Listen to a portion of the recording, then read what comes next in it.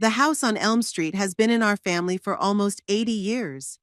I remember my late husband Fletcher telling me that his grandfather bought the land before the Great Depression, when Waco was a different town. The two-story house with its wide porch, high ceilings, and creaky floorboards is a witness to my entire family life. It was where Fletcher and I had raised our only son, Carmine, and where we'd had our boisterous Christmas dinners when the family got together. It's also where Fletcher quietly passed away in his sleep 5 years ago, leaving me alone to live out my days among the walls that hold echoes of our past.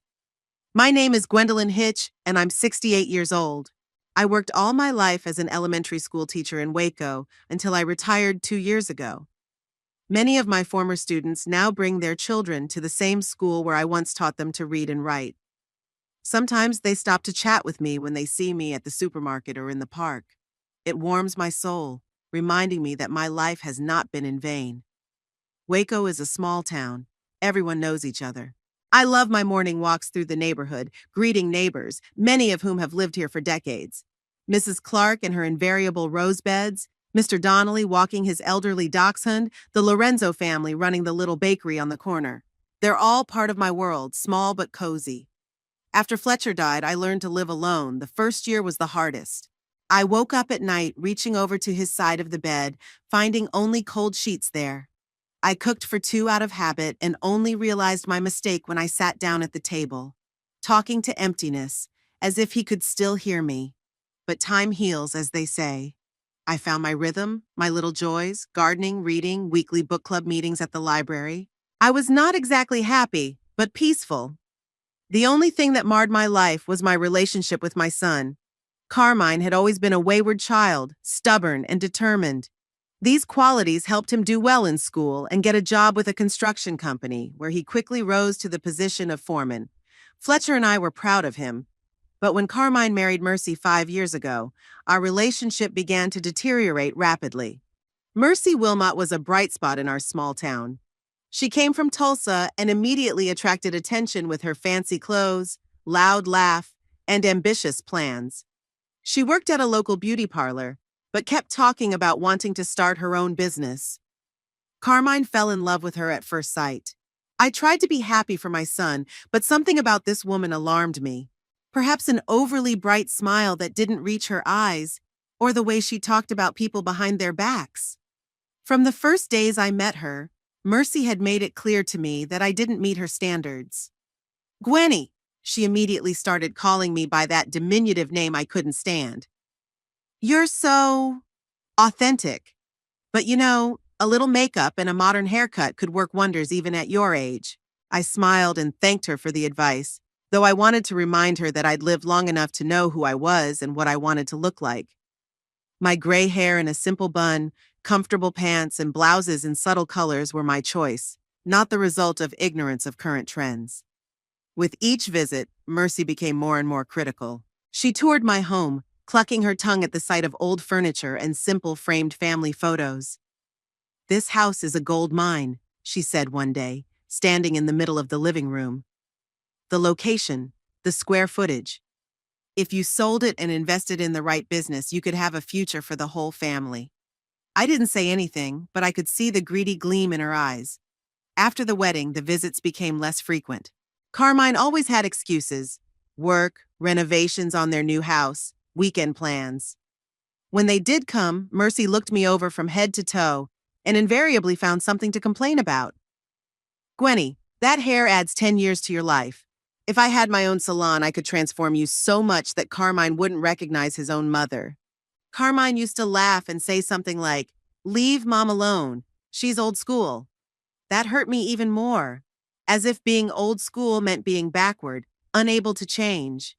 And yet, I had spent my life teaching my children new things, adapting to changing programs and technology. I even mastered the smartphone and social media, something many of my peers avoided. Fletcher was always a buffer between me and my son.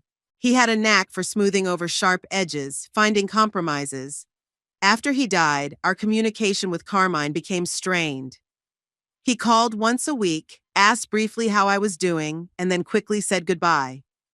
My invitations to come over for dinner were increasingly declined. Over the past year, I'd noticed that Carmine looked at the house the way his wife did, appraising it, as if estimating its value. One day, he even asked me if it was too much for me to manage on my own. Maybe you should think about a smaller apartment, he suggested casually. Or a nursing home. There's medical staff, supervision. I'm 68, not 98, I said. And I'm doing just fine on my own. He didn't insist, but I noticed the way he and Mercy looked at each other. Something had changed in their attitude toward me. They were coming over more often, showing unusual concern. Mercy even offered to help clean the house, though she'd never shown such an interest in housework before. You have so much stuff, Gwenny, she said, opening closets and drawers. Have you ever thought of having a garage sale? Get rid of all the extra stuff? Superfluous to her were the photo albums, the collection of antique Fletcher cups, the books I'd collected all my life. All these things held the history of our family, were part of me. That night, as I was leaving, Carmine mentioned it casually. By the way, Mom, I've been thinking, maybe you should get me a power of attorney, in case something happens, so I can help with bills and medical decisions and stuff.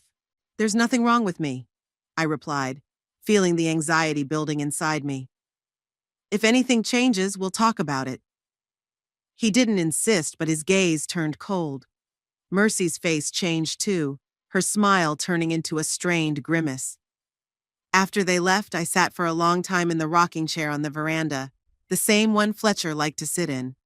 The cool evening air didn't soothe my troubled thoughts. Something was brewing, and I felt I had to be ready. It had been 2 weeks since that conversation. It was a quiet Saturday morning. I had just finished breakfast and was about to go into the garden when the doorbell rang. A young man in a courier service uniform stood on the doorstep. Mrs. Hitch, he asked, checking his clipboard. I have a registered letter for you. Sign here, please. I signed, took the envelope, and closed the door. Something about the official look of the letter made me wary. I sat down at the kitchen table and carefully opened the envelope. Inside was a document with official stamps and the heading, Notice of Court Meeting. I began to read, and with each line my hands trembled more and more. It was a notice that my son, Carmine Hitch, had filed a lawsuit asking the court to declare me incapacitated due to the early stages of dementia, and to appoint him legal guardian with the right to dispose of all my property, including the house. I reread the document 3 times, not believing my eyes. Dementia? Me? Me, who still remembered the birthdays of all her former students, solved daily crossword puzzles, and had an active social life. The document mentioned testimony of increasing forgetfulness, inability to maintain the house, and signs of disorientation. Who could have given such testimony? Were Carmine and Mercy watching me, looking for any sign of aging, any forgotten detail to use against me? The trial was set for the 20th of the following month. I had a little over 3 weeks to prepare for my defense. I sat at my desk looking at this piece of paper that had ruined my entire life in a matter of minutes. My own son, my own flesh and blood, had decided he could just take my home away from me, accusing me of having dementia. The house where I had lived almost my entire adult life. A house where every corner reminded me of Fletcher. The initial shock turned to anger. A hot, all-consuming anger like I'd never felt in my life. How dare he? How dare they? It all made sense now. The sudden interest in my health, the questions about whether I was having a hard time on my own, the offers of power of attorney. They were setting the stage for this lawsuit. And I, a naive old woman, thought my son finally cared. But why? Why would they want my house? And then I remembered the twinkle in Mercy's eye when she talked about the gold mine. Her constant talk about having her own beauty parlor. They needed money for her business, and my house was the easiest way to get it. I wiped away the tears that had imperceptibly flowed down my cheeks. No, I won't let them do this. I'm not giving up without a fight. Fletcher had always said that behind the soft teacher exterior, there was a fighter in me. Now it was time to prove it.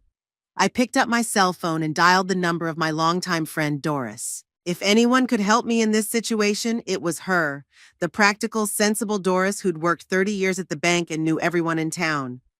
Doris? It's Gwen. I need your help. I think I'm in big trouble. Doris Mulligan was always a reliable person. I met her 30 years ago when her oldest son was in the first grade where I taught. Unlike many other parents, Doris always made time to be involved in her son's school life, despite her employment at the bank. We bonded at school events and later became family friends. Fletcher loved to play chess with her husband Tobias while Doris and I discussed books and school gossip. Now, years later, our friendship has only grown stronger. After Fletcher died, Doris was there for me, helping me cope with my grief and loneliness.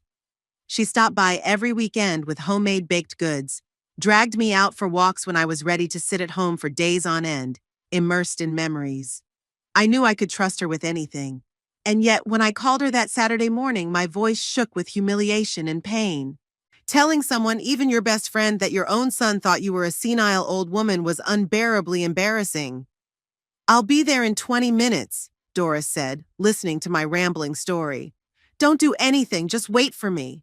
She arrived even earlier than promised. She was a short, energetic woman with a short salt and pepper haircut and shrewd brown eyes. Doris was the manager of a local bank branch and knew all about finances, loans, and other money matters I'd never understood. "Show me the papers," she demanded, as soon as I stepped through the door. I handed her the court notice. Doris scrutinized every line, the wrinkle between her eyebrows growing deeper. "It's outrageous," she said at last. "An outright lie. Anyone who's talked to you for 5 minutes would know you're of sound mind." "But why is Carmine doing this?" I asked, tears welling up in my throat again. Was the house really that important? Doris sighed and took my hand.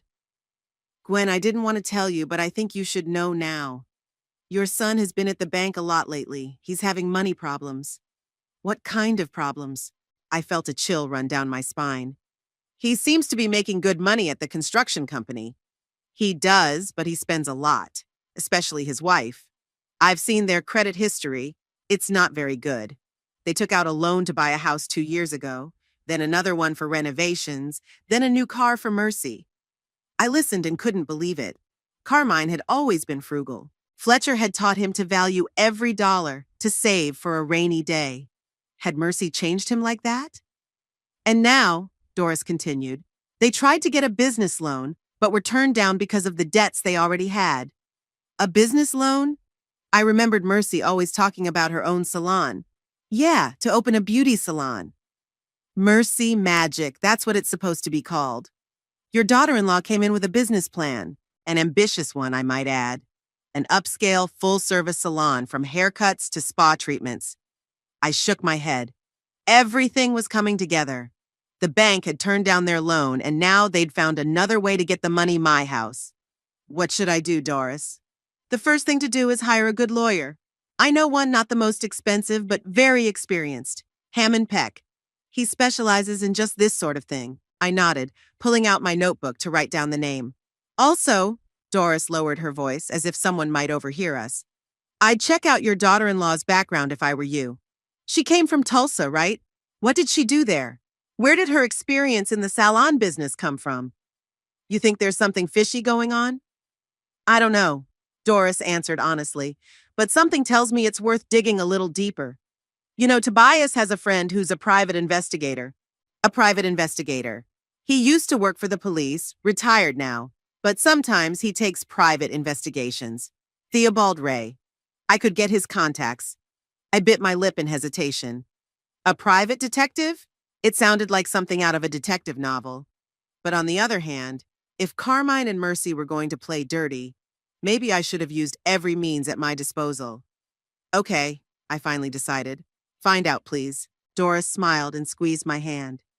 "It's the right thing to do, Gwen. We're not going to let them take the house away from you. Not after everything you've been through." Monday morning, I was already sitting in Hammond Peck's modest office. His reception area was small, with shabby furniture and old-fashioned blinds on the windows. But the lawyer himself impressed me. He was a tall man in his 50s, with shrewd blue eyes and a calm, confident way of speaking. "Mrs. Hitch," he said after reviewing the documents, "these cases are unfortunately not uncommon. Children who want to gain control of their parents' estates often use allegations of incapacity. But don't worry, we have time to prepare." "What do we need to do?" I asked, relieved by his reassurance. First, we will organize an independent medical examination. We need a specialist's opinion that you are fully capable. Secondly, we'll collect testimonies from people who regularly communicate with you, neighbors, friends, former colleagues. Thirdly, we'll prepare documents to prove that you manage your household independently and successfully, pay your bills, and take care of your health. I nodded, making notes. The plan seemed reasonable. What about, I hesitated, not sure how to phrase it, an investigation? We suspect that my daughter-in-law may have a questionable past. Hammond tapped his fingers on the table thoughtfully. In these cases, any information can be useful. If you want to hire a private investigator, I don't mind, but note that it won't have any direct bearing on your competency case. I understand that, but I think it's important to know who I'm dealing with. In that case, go ahead. Just be careful not to do anything that could be construed as harassment or invasion of privacy. No illegal methods. I assured him that I would act within the law, and we arranged to meet again in a week. As soon as I left the lawyer's office, I called Doris. Do you have that detective's contacts? Yes. Write it down. Doris dictated the number to me. Tobias has already talked to him. He's ready to meet you. Theobald Ray lived on the outskirts of Waco in a small one-story house surrounded by a neat garden. When I drove up to his house that afternoon, he was working in the garden, trimming the hedges. He was a short, stocky man with a tanned, wrinkled face and attentive eyes. He looked to be in his 60s. Mrs. Hitch? He set aside the garden shears and wiped his hands on his jeans. Tobias told me you were coming. Come on in the house and we'll talk. Inside, the house was as neat as the garden.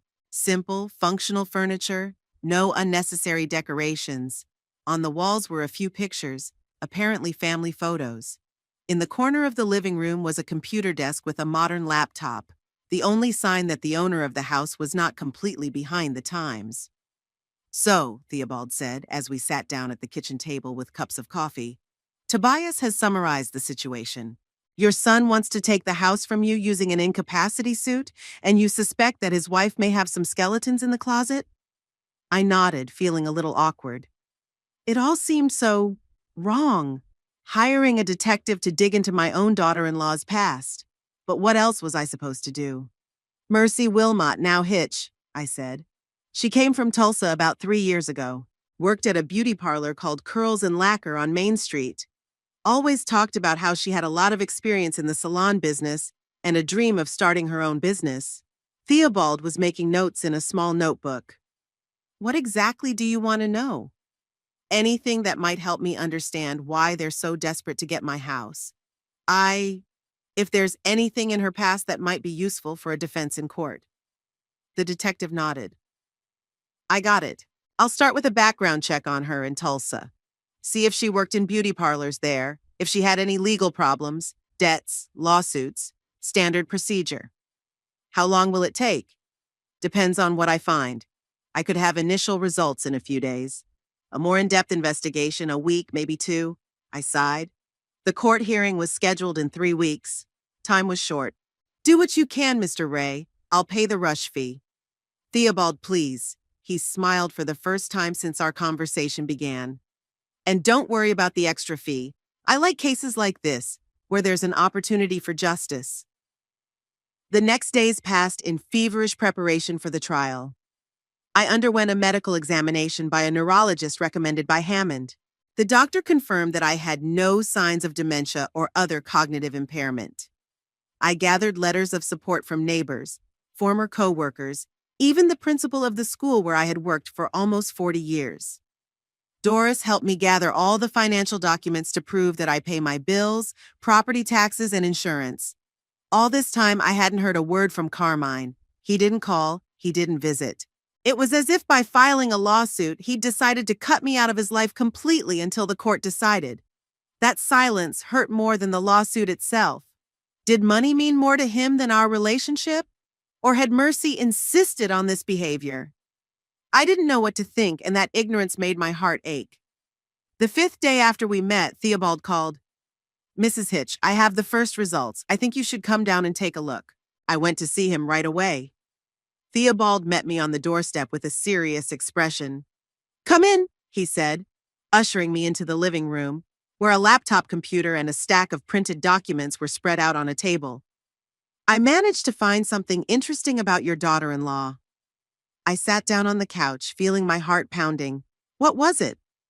First of all, Mercy Wilmot isn't really Mercy Wilmot. Her real name is Mercedes Wilson.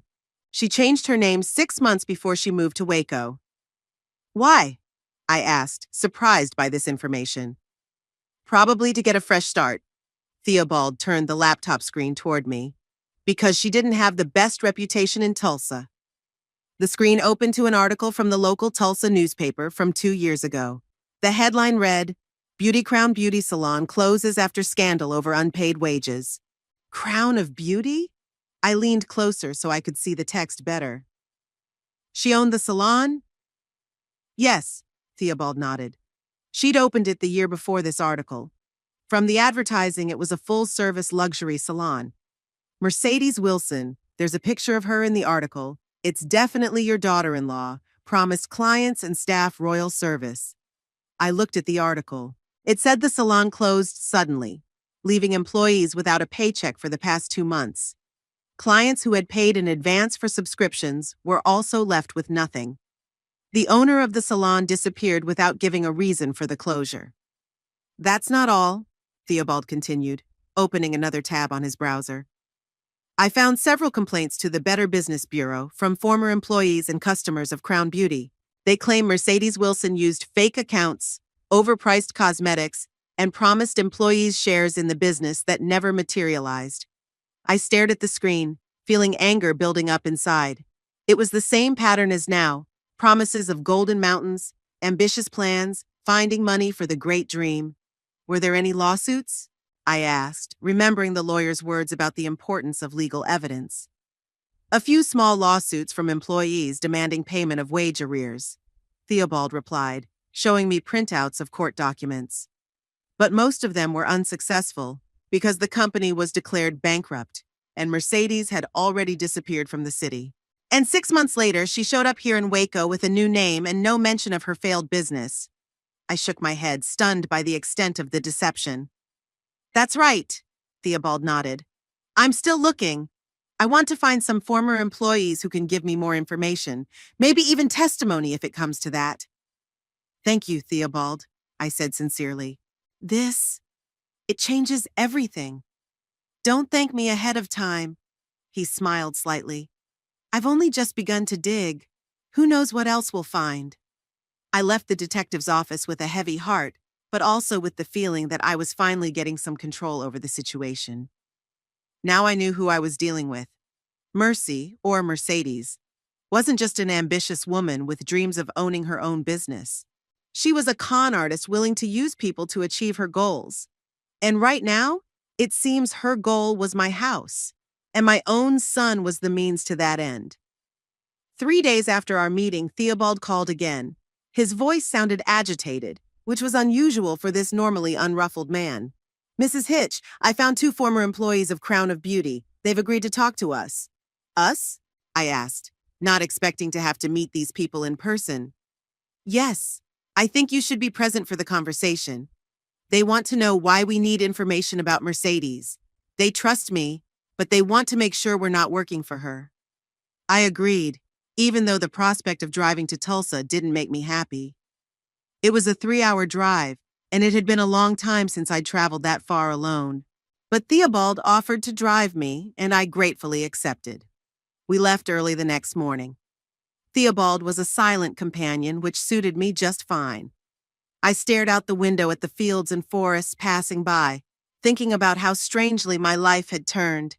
A week ago, I was just an old widow living a quiet life in my house. Now I'm traveling to another city to meet people who might help me expose a fraudulent daughter-in-law. Tell me about them, I asked Theobald when we were halfway to Tulsa. Audrey Voorhees, 32, was a senior stylist at Crown of Beauty. She had worked at several other salons in Tulsa before and had a good reputation in professional circles. Finley Taft, 27 years old cosmetologist, specialized in spa treatments and skincare. Both had worked at the salon since it opened and both suffered when it closed. Suffered in what way? Financially and reputationally. Mercedes convinced them to leave their previous jobs with the promise of high salaries and shares in the business. When the dealership closed, they were left without 2 months' paychecks. What's more, Finley took out a loan to invest in the salon. Mercedes convinced him it was a great investment. He'd lost that money too. I shook my head, struggling to contain my anger. How many lives had that woman ruined with her machinations? And now she was targeting my house, using my son as a tool. What about her reputation? I asked, remembering Theobald's words. When the salon closed so abruptly, some customers thought the employees were in cahoots with the owner, especially those who bought subscriptions and gift certificates. Word got out in Tulsa's small beauty industry community that those who worked at Crown of Beauty couldn't be trusted. Audrey and Finley had a hard time finding new jobs. This story only strengthened my resolve. I had to stop Mercy before she did more damage, not just to me but to my son, and possibly others in Waco who could be her next victims. We arrived in Tulsa around noon and went straight to the Green Lamp Cafe, where former Crown of Beauty employees were waiting for us. The establishment was located in a quiet neighborhood away from the tourist trails. It was cozy and not crowded inside, the perfect place for such a conversation. Theobald noticed Audrey and Finley sitting at a table in the far corner. He introduced me, and we sat down. I scrutinized them carefully, hoping to find sincerity in their eyes, not a desire for revenge against their former boss. Audrey was a tall, slender woman with short-cropped brown hair and expressive green eyes. Her hands, with long, manicured fingers, nervously fumbled through her napkin. Finley appeared to be a lean young man with a neat beard and an attentive gaze. He seemed calmer, but I noticed that he drummed his fingers on the table, a sign of underlying excitement. "So," Audrey began after we ordered coffee, "Mr. Ray said you were looking for information on Mercedes Wilson. Why?" I decided to be honest. These people deserve to know the truth. "She married my son," I answered. "Her name is Mercy Hitch now. They live in Waco and she works at a local beauty parlor. But now she wants to open her own salon, Mercy Magic. And to do that, she needs money." "History repeats itself," Finley muttered, shaking his head. "Yes," I sighed. "And she chose my house as the source of that money. My son filed a lawsuit to have me declared incompetent and gain control of my estate." Audrey and Finley looked at each other, a look of understanding on their faces. "Classic Mercedes scheme," Audrey said. "Find a funding source, squeeze it dry, and move on." "Tell me about her," I asked. "How did she convince you to work at her salon?" Audrey leaned back in her chair, gathering her thoughts. "I worked at Curl and Style, a nice salon in downtown Tulsa. One day a client came in, very stylish, very confident. It was Mercedes. She asked me about my experience, my technique, my fashion vision. After the haircut, she left a generous tip and her business card. Said she was opening a high-end salon and was looking for talented stylists. A week later, we met for dinner," Audrey continued. "She talked about her vision of Crown of Beauty, not just a salon, but a real temple of beauty, where clients will feel like queens.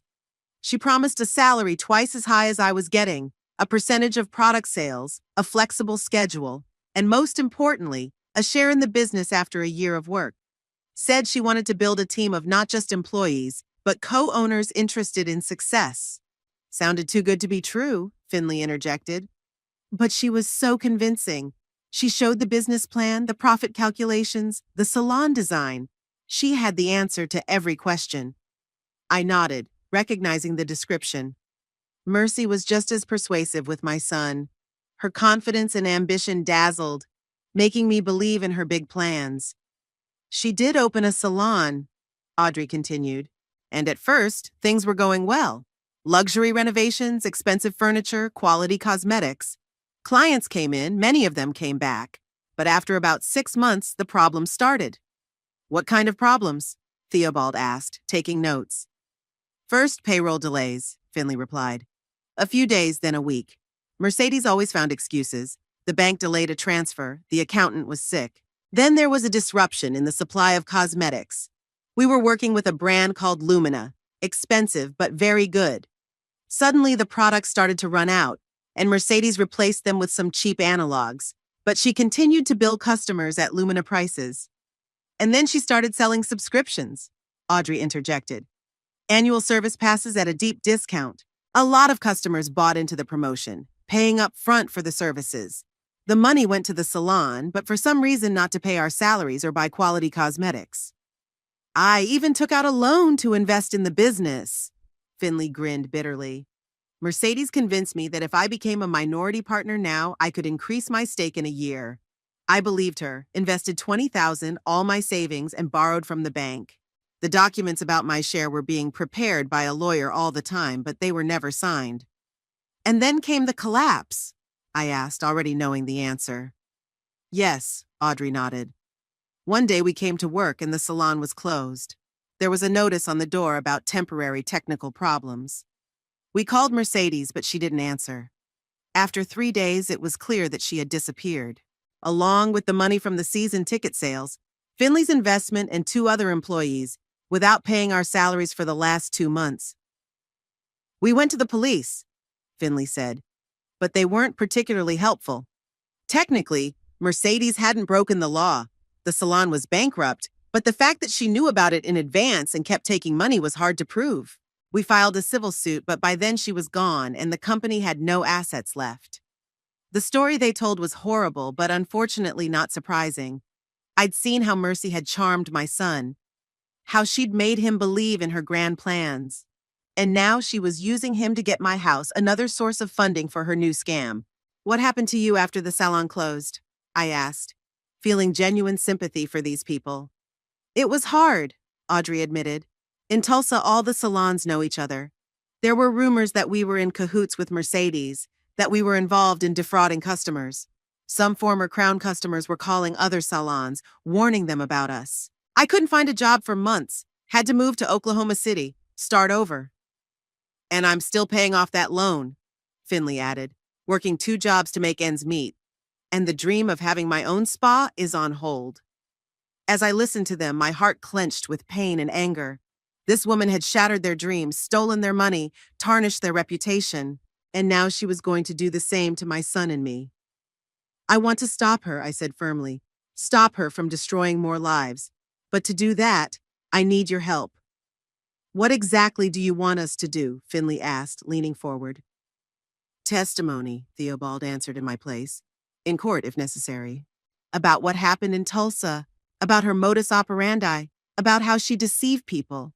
Audrey and Finley looked at each other, their faces expressing doubt and fear. I'm not sure I want to get involved with her again, Audrey said slowly. It took me a long time to rebuild my life after Crown of Beauty. I understand, I said softly. And I wouldn't have asked if I wasn't desperate. This house is all I have left. It's where I've lived with my husband for 30 years, where I raised my son. I can't let Mercy take it away from me using false accusations of incapacity. And your son? Finley asked. Does he know who she really is? That question hit me in the heart. I remembered Carmine the way he'd been before he'd met Mercy. Friendly, honest, caring. How he'd changed over the years, becoming rigid and calculating. Was he aware of his wife's dark past? Or was he as much a victim of her manipulations as these people? I don't know, I answered honestly. But I don't think so. My son wouldn't knowingly participate in a fraud. She must have convinced him that I was really losing my mind, that it would be better for me to move into a nursing home or a small apartment. And what will happen to him when he finds out the truth? Audrey asked quietly. It's a question I've been asking myself ever since I found out about Mercy's past. What will happen to my son when he finds out he married a cheater? That all her promises, all her plans were just a way to gain access to money? Will it destroy his life, his self-esteem, his faith in people? I don't know, I answered again, tears welling up in my throat. But I have to try to protect him, and myself. There was a heavy silence in the cafe. We were each lost in our own thoughts. Finally, Finley straightened up. I'll do it, he said. I'll testify in court. I'll tell everything I know about Mercedes Wilson and her methods. Audrey looked surprised by his decision. Are you sure, Finn? This could bring up the whole nightmare again. I'm sure, he nodded. We kept quiet for too long. Let her get away with it. Start over in another city. If I can prevent even one new scam, even one ruined life, I have to do it. I felt a wave of gratitude wash over me. This young man, who had already been hurt by Mercy, was willing to stand up to her again for justice. His bravery shamed me, for I had hesitated, worried about how Mercy's exposure would affect my son. "Thank you," I said, struggling to contain my emotions. "I don't know how to thank you." "Just stop her," Finley replied simply. "Don't let her do to others what she did to us." We exchanged contacts, and Theobald explained to Finley that he would need to be in Waco the day before the trial. We arranged to meet with the attorney and discuss the details of his testimony. As we were saying goodbye outside the cafe, Audrey suddenly put her arm around me. "Be careful," she whispered. "Mercedes is dangerous, not physically, but she's a master manipulator. When she feels threatened, she becomes ruthless." I nodded, realizing what she meant. Mercy will stop at nothing to get what she wants, and now that I was in her way, she would do anything to destroy me. The drive back to Waco passed mostly in silence. I reflected on what I had heard, on what was to come. Unanswered questions swirled in my head. Am I doing the right thing by exposing Mercy to my son and the whole town? What would happen to Carmine when he found out the truth about his wife? Would he be able to forgive me for this exposure? But the big question was simple. Did I have a choice? And the answer was equally simple. No. I had to protect myself, my home, my life.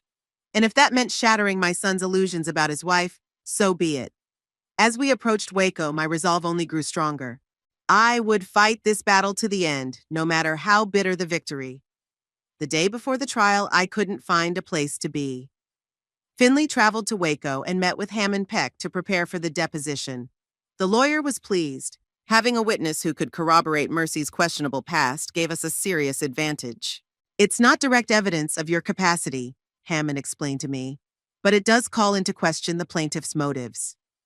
If the judge sees that the plaintiff's motive is not a concern for your well-being, but a desire to seize assets to finance a dubious business scheme, it will make a big difference in his decision." I nodded, understanding the logic, but my heart was heavy. Tomorrow I was to publicly confront my own son, expose his wife as a fraud. It was a choice I never wanted to make. In the evening, I sat on the veranda watching the sunset. Memories came flooding back to me, of Fletcher, of little Carmine, of happy years spent in this house. I remembered teaching my son to ride his bike on this very street. How Fletcher built him a treehouse in the garden. How we cooked Thanksgiving dinner together, laughing and goofing around in the kitchen. Where did it all go wrong? When did my loving son turn into a man capable of suing to incapacitate his own mother for money? Was it Mercy's fault alone, or had I missed something in my parenting as well?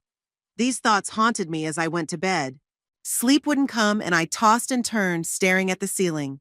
Tomorrow is the day of the trial. Tomorrow I would find out if I would keep my home and my independence, and tomorrow I might lose my son forever. With this bitter thought, I faced the dawn, having not slept a wink during the night. The morning of the trial was clear and cool. The autumn sun cast a golden glow on my bedroom, but I couldn't find the energy to rejoice in the good weather. Getting out of bed after a sleepless night, I felt defeated but determined. Today was to decide my fate, and the fate of the house that meant so much to me. It took me a long time to decide what to wear. I wanted to look put together, confident, but not too formal. I finally settled on the navy blue suit I'd bought for my student's graduation 2 years ago. I carefully styled my hair and applied light makeup.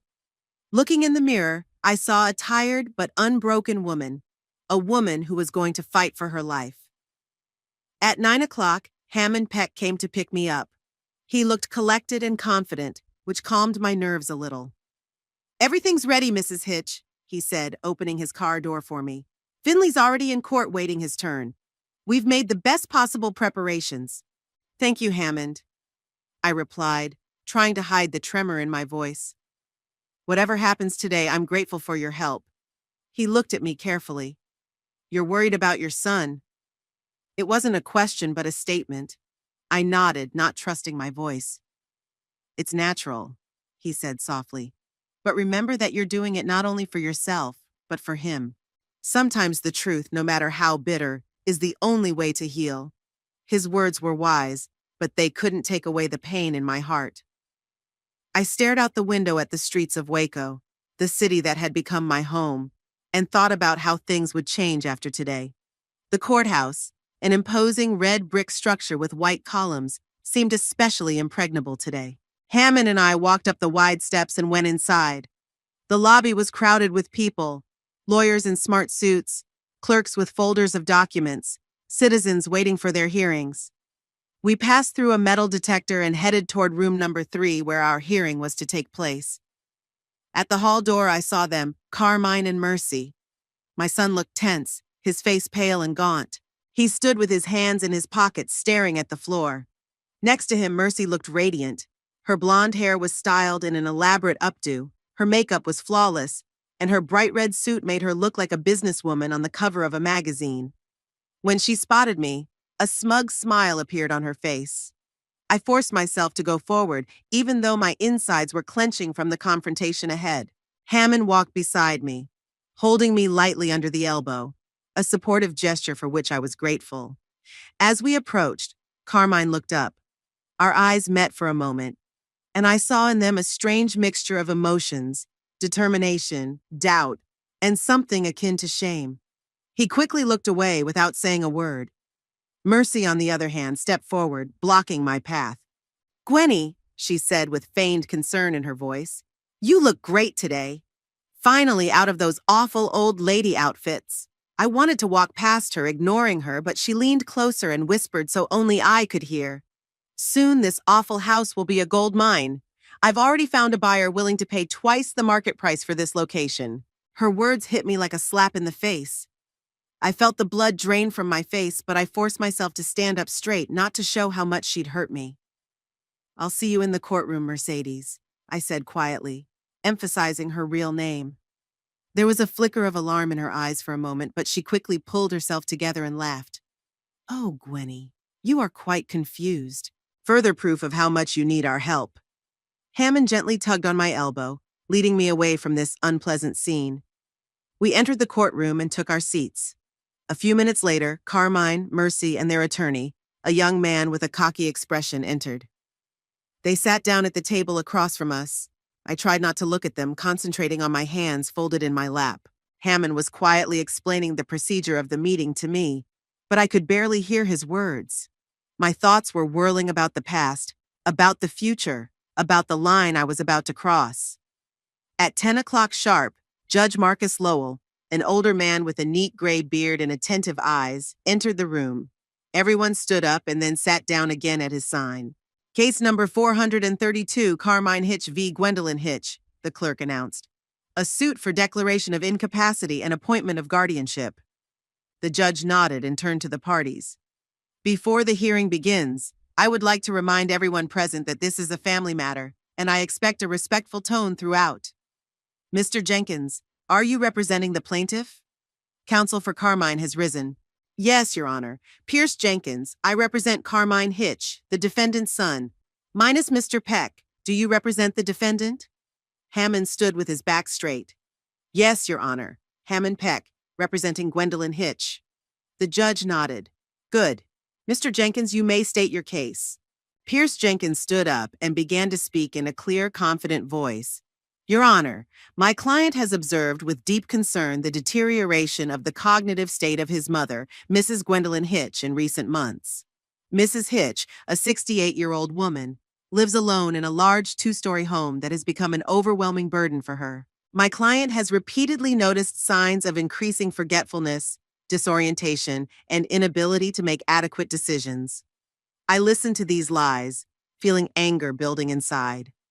He talked about me like I was a feeble old woman, unable to take care of myself. Me, who had been independent all her life, who had raised her son alone after her husband died, who still had an active social life. My client is concerned about his mother's safety and well-being," Jenkins continued.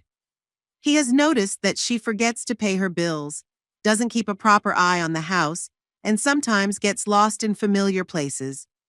All of these are signs of a budding dementia that Mrs. Hitch refuses to acknowledge." I clenched my fist so hard my nails dug into my palms. Hammond put his hand on mine, silently urging me to remain calm.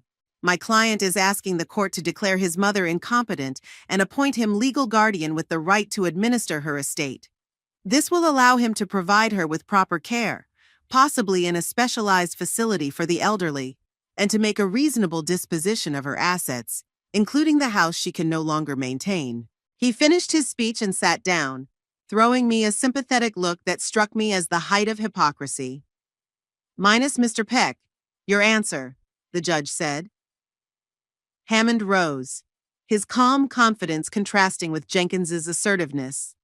"Your Honor, my client Mrs. Gwendolyn Hitch categorically denies all charges of incapacity. She is fully aware of her actions, capable of caring for herself and managing her property.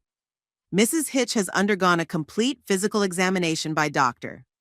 Eleanor Miles, a respected neurologist, who found no evidence of dementia or other cognitive impairment." He pulled documents out of a folder. "I present to the court Dr. Miles's medical report, as well as testimony from Mrs. Hitch's neighbors, friends, and former co-workers attesting to her capacity. In addition, we have financial documents proving that Mrs. Hitch pays all bills, taxes, and insurance." The judge accepted the documents and began to review them. "My client," Hammond continued, "believes that the real reason for this lawsuit is not concern for her well-being, but rather the plaintiff's desire to gain control of her property, specifically a home located in a valuable area of the city." I noticed Mercy tense up, her smug smile fading slightly. "Moreover," Hammond paused, "we have reason to believe that behind this lawsuit are the financial interests of the plaintiff's wife, Mrs. Mercy Hitch, who plans to use the proceeds from the sale of the house to finance her own business." Mercy was frowning openly now, and Carmine gave her a surprised look. "That's a serious charge, Mr. Peck," the judge observed. "Do you have evidence?" "Yes, Your Honor. We would like to call a witness who can shed light on the motives behind this lawsuit." The judge nodded. "All right. But first I'd like to hear from the parties to the case themselves.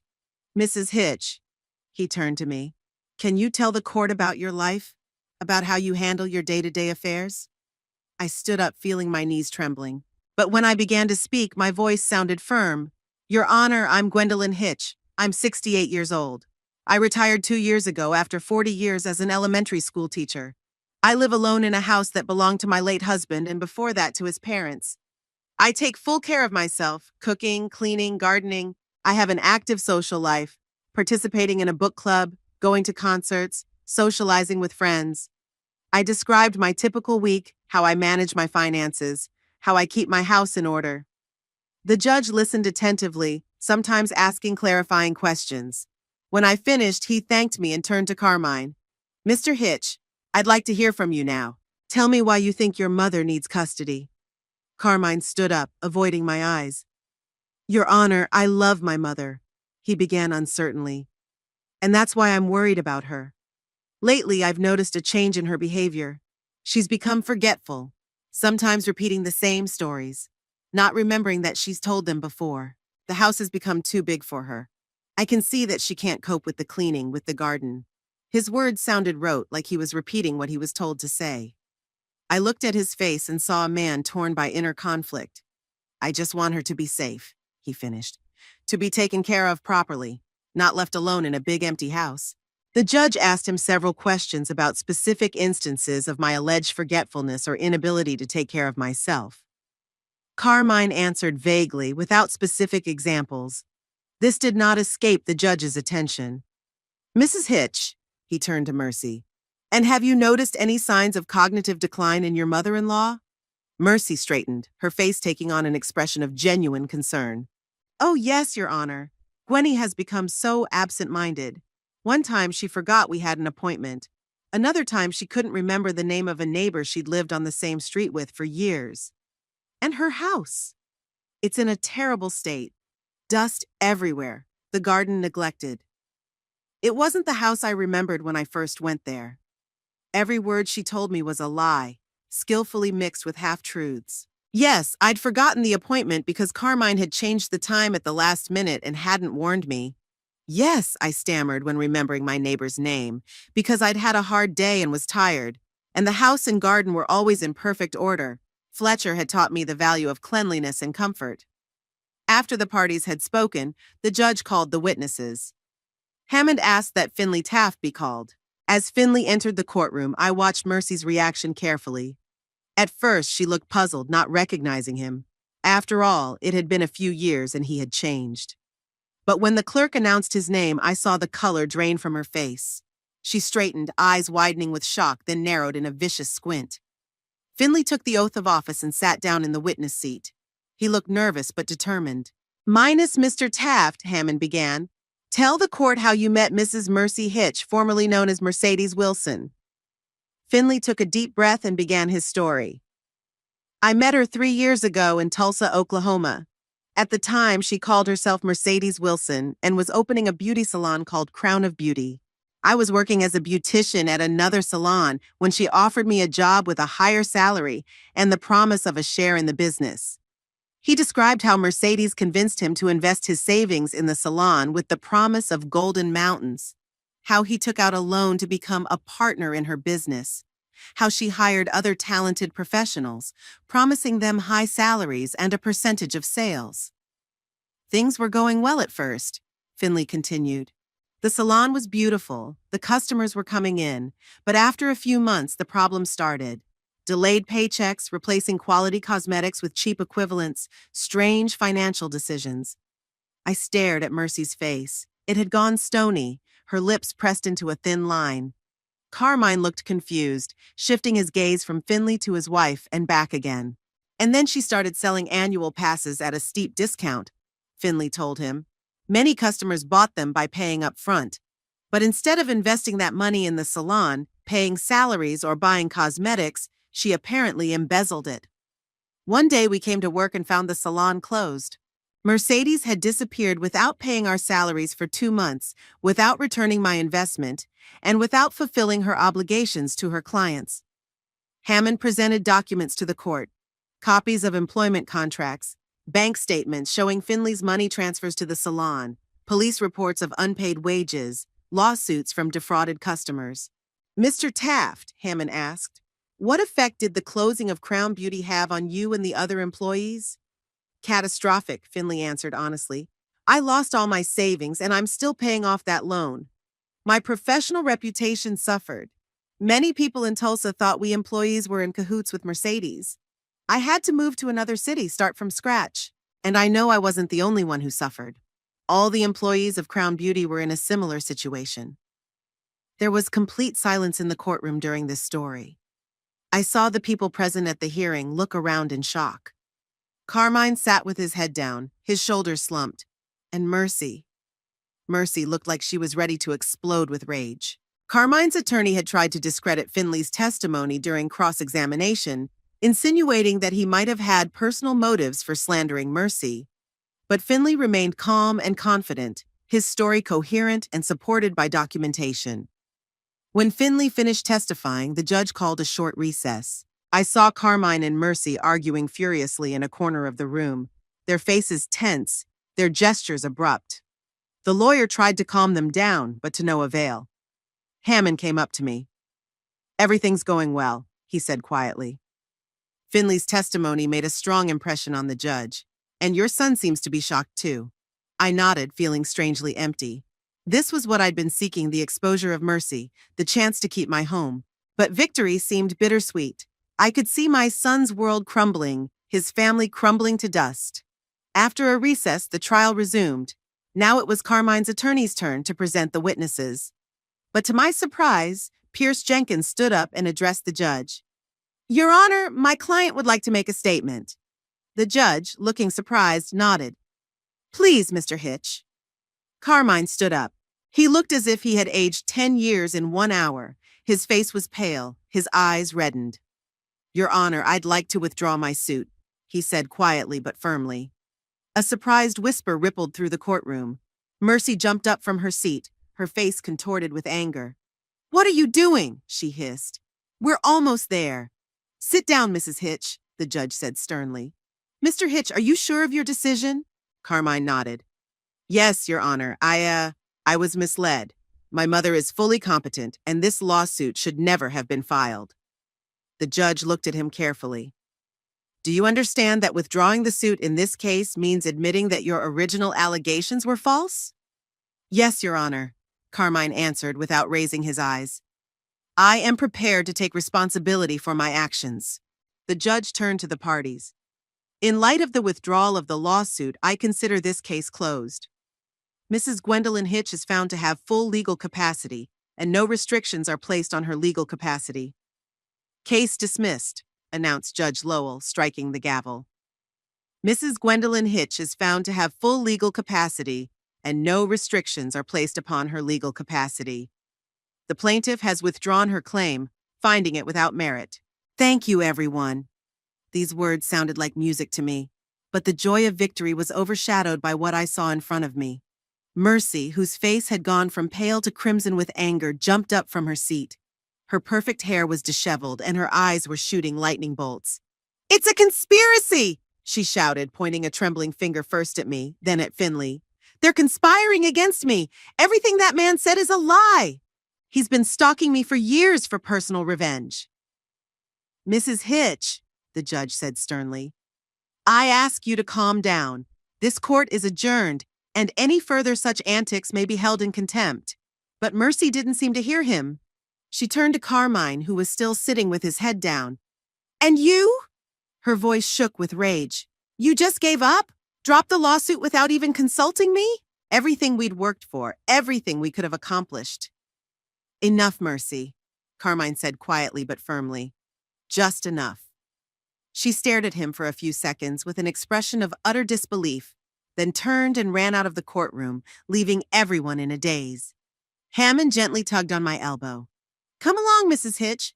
There's nothing more to do here." I nodded, about to leave, but something made me stop. Carmine was still sitting at the table, as still as a statue. His lawyer was saying something to him, but he didn't seem to hear. I couldn't just leave without saying a word to him. "Wait a minute," I said to Hammond and headed toward my son. As I approached, Carmine lifted his head. His eyes were red, a mixture of pain, shame, and anger. "Carmine," I began, not knowing what to say next. "I'm sorry for what happened." He stared at me for a few seconds, then grinned bitterly. "Sorry? You're sorry?" His voice was quiet but full of bitterness. "You just ruined my family, my life. And you're sorry?" His words hit me like a slap in the face. I expected a lot of things: remorse, embarrassment, even resentment. But not this accusation. "I ruined your family?" I questioned, feeling a wave of anger rising inside me. "You filed a lawsuit to take my house away from me, declaring me crazy, and it's my fault?" "You could have talked to me," he said, standing up. "Told me what you found out about Mercy, but instead you went for public humiliation. Dragged some man from her past into court, made you air her dirty laundry in front of the whole town." "When was I supposed to talk to you, Carmine?" I tried to stay calm, but my voice was shaking. "When you stopped picking up the phone? Or when you sent me a subpoena instead of coming to discuss your concerns about my health?" He looked away but continued stubbornly. "You have no idea what you've done. The whole town will be talking about it. How am I supposed to look people in the eye? How can I build a career when everyone knows my wife is a fraud?" "And how was I supposed to look people in the eye if you'd gotten what you wanted?" I countered. "When everyone thinks I'm a senile old woman who can't take care of herself? Did you think about that before you filed the lawsuit?" We stood across from each other, separated not only by physical space, but by a chasm of misunderstanding and resentment. My son, my flesh and blood, looked at me like I was the enemy, and in that moment I realized that our relationship might never be the same. "I have to go," Carmine finally said.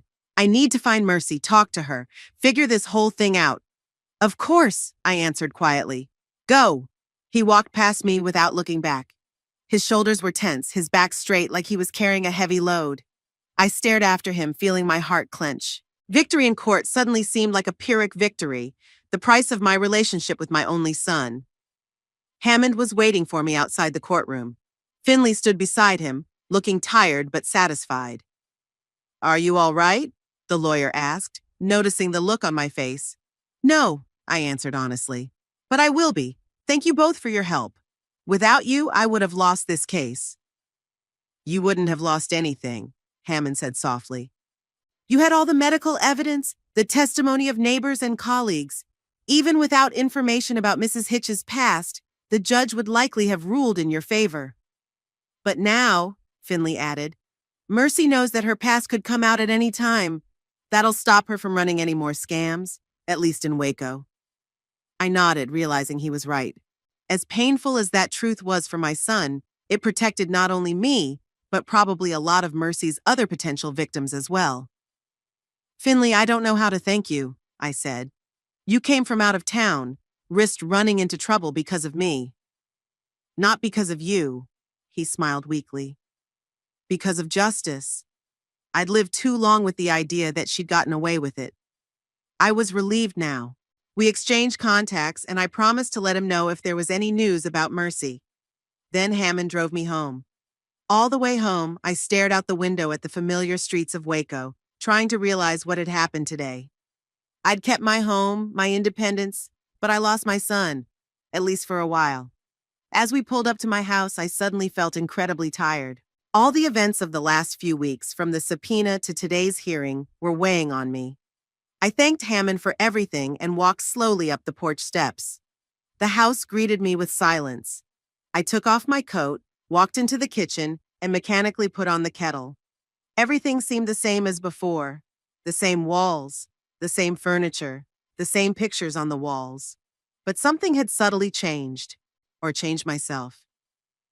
Making tea, I went out onto the veranda with a cup. It was a quiet autumn evening and the sun was already setting, coloring the sky shades of gold and pink. I sat down in Fletcher's old rocking chair and took a deep breath, letting the tension slowly leave my body. I had won. The house was still mine, but the victory was bitter, tinged with loss and loneliness. I thought about Carmine, about his words in court. Did he really believe he was suing for my good? Or was it a convenient lie he was telling himself to justify his actions? And what would happen to him and Mercy now? Will he be able to forgive her for her deception? Or would their marriage crumble under the weight of the revelations? The thought that I might have caused my son's divorce was painful. But wasn't it better to know the bitter truth now than to continue living a lie? I didn't notice it was getting dark. I was sitting on the veranda, absorbed in my thoughts, when I heard the sound of a car pulling up. My heart jumped. Was Carmine coming back to talk to me? But it wasn't his car. An unfamiliar pickup truck pulled up to the house, and Theobald Ray got out. He stepped up onto the porch, holding a folder. "Good evening, Mrs. Hitch," he said. "I hope it's not too late for a visit?" "No, not at all," I turned on the porch light. "Come in and sit down. Would you like some tea?" He sat down in the wicker chair across from me. "I heard the case was dismissed in your favor." "Congratulations." "Thank you," I smiled weakly. There was little joy in that victory, though. Theobald nodded understandingly. "Family conflicts are always difficult, especially when you have to choose between truth and relationships." I brought him tea, and we sat in silence for a while, enjoying the quiet evening. Finally, Theobald handed me a folder. "I wanted to give you this. Information I've gathered about Mercy Hitch and her past. You don't need it for the trial anymore, but it might come in handy in the future." I took the folder, not knowing what to do with it.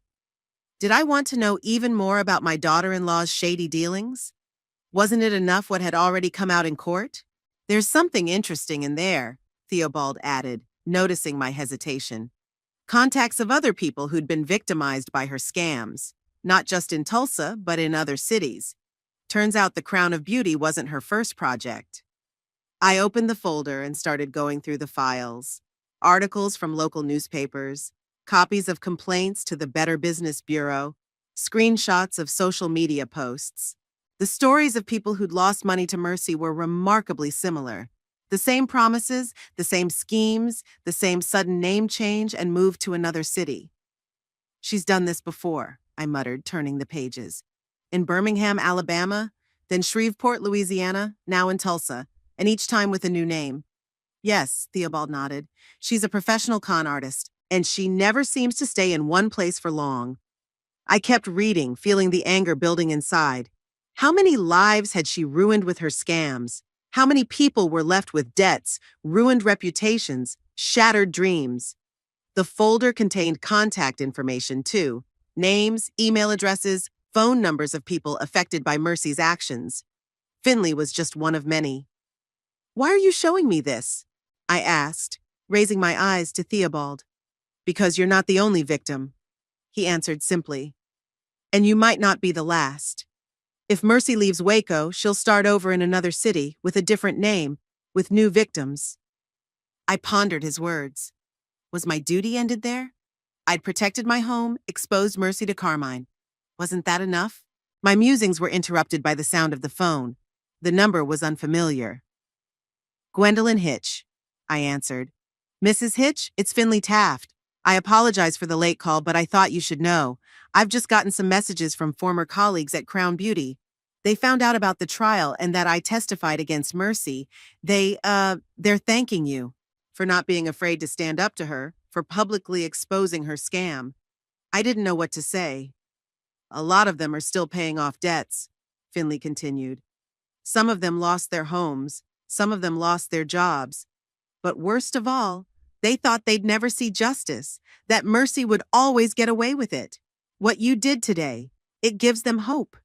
His words touched something deep inside me. I remembered the feeling of helplessness when I got the subpoena, the feeling that the whole world had turned against me, that the truth didn't matter if someone had money and influence. How many other people have felt the same way about Mercy? Thank you for calling, Finley, I said. It means a lot to me. After the conversation ended, I sat staring at the file folder Theobald had brought. A decision was ripening inside me that would have seemed impossible just a few hours ago. I want to contact these people, I said to Theobald. Everyone who's been hurt by Mercy. Maybe together we can accomplish what we couldn't alone. Theobald looked at me carefully. Do you realize that this could be a long and complicated process, and that your son might see it as another betrayal on your part? I sighed, realizing he was right. Carmine had already accused me of destroying his family. What would he say if I started gathering people for a class action lawsuit against his wife? But then I remembered Finley's words about the hope my court appearance had given Mercy's other victims. People still paying off debts because of her fraud. People who could be her next victims if she started over in a new city. I understand the risk, I said firmly. But I can't just sit back knowing she could do it again, especially now that I know I'm not alone in my struggle. Theobald nodded, a flicker of respect in his eyes. In that case, I will help you. I have connections in legal circles, acquaintances in other cities where Mercy has operated. Together, we can build a strong enough case. We discussed the first steps, creating a group on a secure messenger to communicate with all the victims, gathering documents and evidence, consulting with lawyers about the possibility of a class action. By the time Theobald left, it was well past midnight, but I felt strangely elated. For the first time in a long time, I had a purpose beyond mere survival, not just to keep my home, but to help others who had suffered injustice, to use my experience, my knowledge, my pain for something greater. The next morning brought a surprise. When I went out to pick up the mail, I found an envelope signed in Carmine's hand on the porch. Inside was a short note. Mom, Mercy is gone, packed up her things and disappeared, leaving only a note saying she needed time to think. I don't know if she'll come back, and I'm not sure I want her to. But I also don't know if I can ever forgive you for ruining my family, my idea of the life I was building. You could have told me the truth in person, but instead you chose public humiliation. I need time and space. Please don't try to contact me. I will find you myself when I am ready, Carmine. I reread the note several times, feeling tears come to my eyes. Mercy had run away like she always did when her scams were exposed. And my son was left to deal with the shards of his life alone. And he blamed me for it. It was painful to read his words, to see his anger and frustration. But I understood him. He had just found out that the woman he loved, the woman he trusted, had used him for her machinations, that their whole life together could have been part of her plan. He needed someone to direct his anger at, and I was a convenient target. I folded the note and tucked it away in my dresser drawer. Maybe someday, when the pain had subsided, we could talk. Explain to each other our motives, our fears, our hopes. But right now, we both needed time. That evening, I sat on the veranda again, watching the sunset. The phone on the table beside me beeped softly. A message had arrived. It was a link to a messenger group created by Theobald. Mercedes Victims, the name said. 28 members already. I opened the chat room and saw messages from people in different cities: Birmingham, Shreveport, Tulsa. Stories similar to mine. Deception, manipulation, financial loss. And in the midst of it all, words of gratitude to me, the woman who wasn't afraid to confront mercy in the open. Thank you for your courage, Mrs. Hitch, the woman from Birmingham wrote. You have given us hope that justice is possible, a man from Shreveport added. I sat looking at these messages and felt a warmth spill inside. Yes, the victory was bitter. Yes, I may have lost a son, but I had gained something new. A community of people united by a common pain and a common purpose. People I could help with my experience and my determination. I began typing a reply, feeling my fingers shaking slightly with excitement. Hello, my name is Gwendolyn Hitch. I understand your pain, your anger, your helplessness. I've been through the same thing. But now we're together. And together we will get justice, not only for ourselves, but for those who could be the next victims. I'm with you all the way to the end of this journey. After sending the message, I leaned back in my chair, looking up at the stars beginning to appear in the evening sky. It was a long journey ahead, full of hardships and perhaps more losses. But for the first time in a long time, I felt that I was going in the right direction, that my pain and my experiences could be a force to make a difference. In that moment, I realized that by protecting my home, I hadn't just kept a roof over my head. I had found a new purpose, a new meaning to life. And no matter how high the price was, I did not regret my choice.